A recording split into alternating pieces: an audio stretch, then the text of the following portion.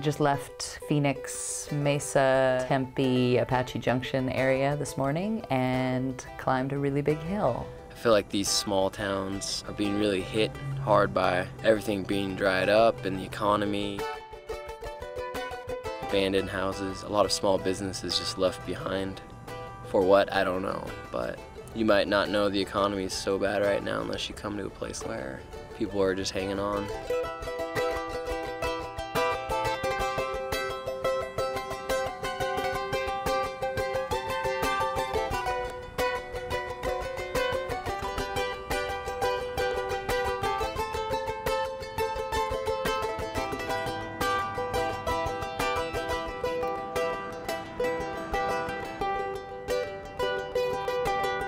Apparently, the big hill we just climbed is not that big in comparison to the one we are going to climb tomorrow.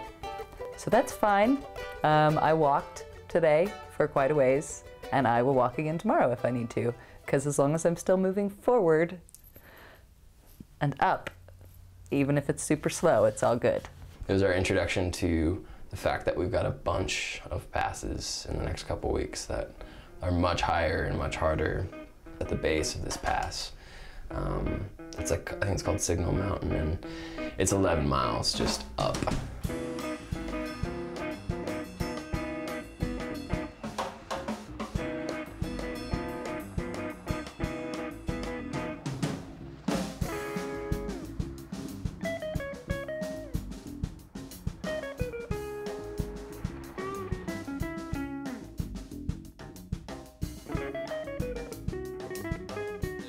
No bike lane, so you're constantly dealing with traffic. It's about 100 degrees already.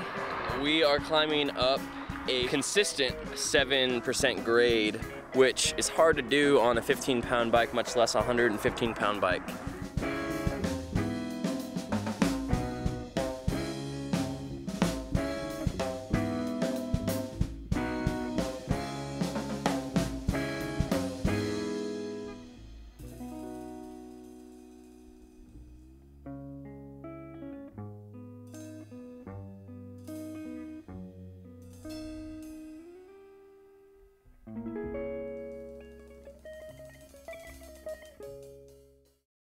I have honestly felt like this is one of the most difficult days of my life. We started in Globe this morning. I was on my bike before sunrise to beat the heat, but it didn't work. We have a huge headwind blowing us all directions, except for the direction we want to go all day. And we were trying to cover 70 miles today because there's nothing. The headwind is not really helping us do that. I've never experienced anything like this before in my life. We're like big fat sails sailing the wrong way. It can be like life or death out here when you don't have a service station for 45 miles.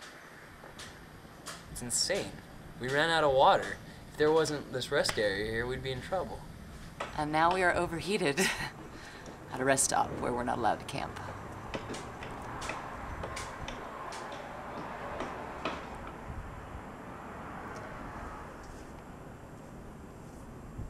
But we're gonna be just fine.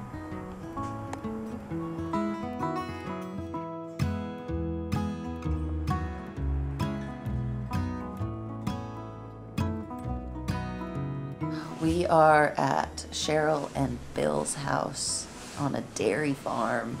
Essentially getting out of the heat, having a great sunset, and pulling up to this restaurant. They pulled up at this little cafe in the middle of nowhere at the same time that Garrett was pulling up to the little cafe in the middle of nowhere. He said from the moment he met them, he knew that they were our angels. Overtook like any maybe negative feelings we were having about. They bought us dinner and then invited us back to their home. And cats and dogs and cows. And they've just been lovely. Hash browns, sausage, a little green chili for flavor in the hash browns, and we grew the potatoes, we grew the hash browns, and we grew the pork, and we got the eggs from the chickens that we have here. So, Wow. local fare. Making an incredible breakfast for us this morning, and Bill giving me the chance to actually get inside his life. Our family originated in the dairy industry in 1837 in Scott, New York. And I'm 5th generation. My parents got tired of the snow in 1963 and we moved to Arizona. Between me and my wife Cheryl, we have 7 kids. They're all grown and doing their own thing now. I got a beautiful vine and one squash. I don't know why. Proud of being a dad. Yeah. But I'm glad to get that one.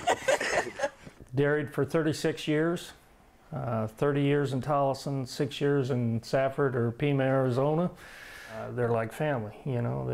They have their own distinct personalities, getting to know the cattle, and we've bred some really great cows over the years. Government sponsored ethanol and priced us out of the feed market. So right now I'm just doing kind of nothing, semi-retired. The sad thing is it'll never work. You're taking food out of people's mouths to make energy, and that isn't going to work. We actually picked 16 apples this year. Nice. And then we got a fig. Well, we live in a desert, so everybody kind of conserves water around here. You know, I don't see where agriculture is causing a problem with water. I mean, we want clean water too. I think it's on cycles. It doesn't have anything to do with global warming, which, you know, when I went to high school, they were talking about another polar ice cap. You know, I think global warming is political based, not factually based. As far as Mother Nature or this earth, we can't break it and we can't fix it, is my opinion. Agriculture, no farms, no food, you know, and we take care of our land, our cattle and stuff, because that's how we make a living, and we're better at it than any political group or any organization because we live it every day. Yeah. We're in Trip Canyon, just west of Pima, Arizona. One of those big ones. Yes.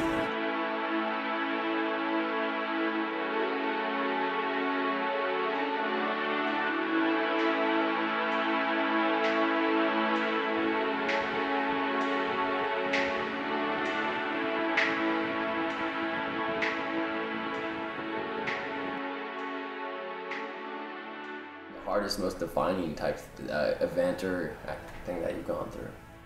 2009.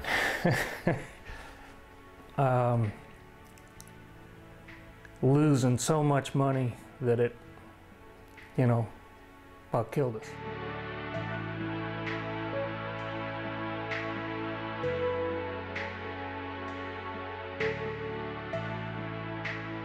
What do you see happening with your dairy in the future? I really don't know.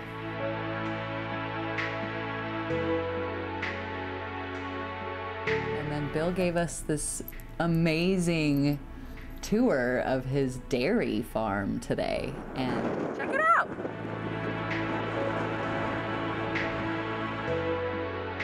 You gotta like it or you can't do it. It's physically demanding, time consuming. When we moved the cows down here, I put in a 36-hour day straight. Slept 4 hours and put in a 28-hour. Not everybody can do that. It's a good business to be in when you can make a profit. 99% of the time the animals are well taken care of. You know, in any type of business, some people are in it for the buck, most of them are in it for the life.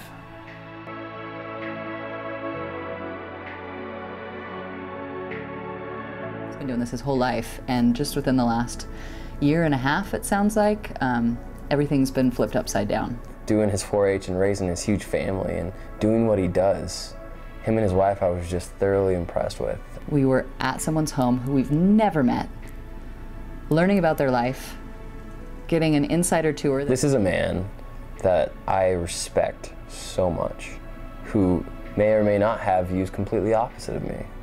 It was really heartbreaking and heartwarming to hear his story, because I don't know anything about dairy farming, when food costs triple, it's going to be hard to run a sustainable business. And it's all these little pieces of this huge puzzle, I feel like, that are starting to come together. Little drool.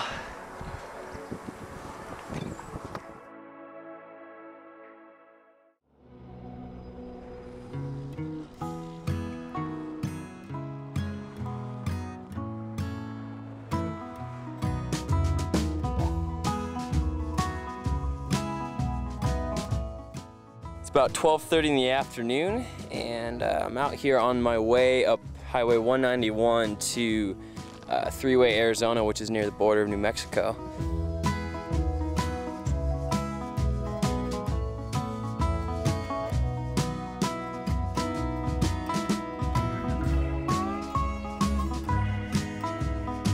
Right now, in this moment, I'm really, really tired because I didn't sleep enough last night. But earlier today, I was like, yes, this rocks.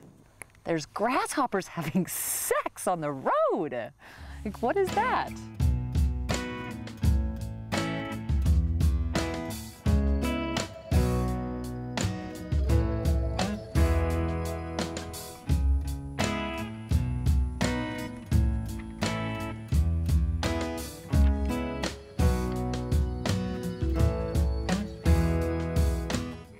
I feel like I should do a weather report right now as part of my video diary.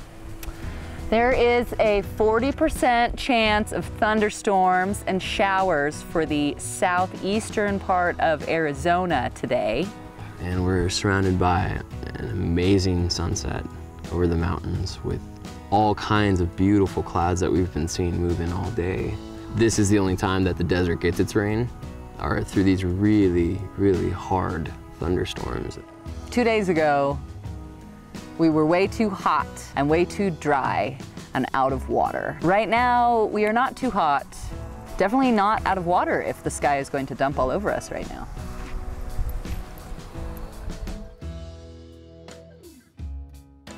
And I definitely feel like this trip is much more than just cycling. It sucks sometimes, it's hard.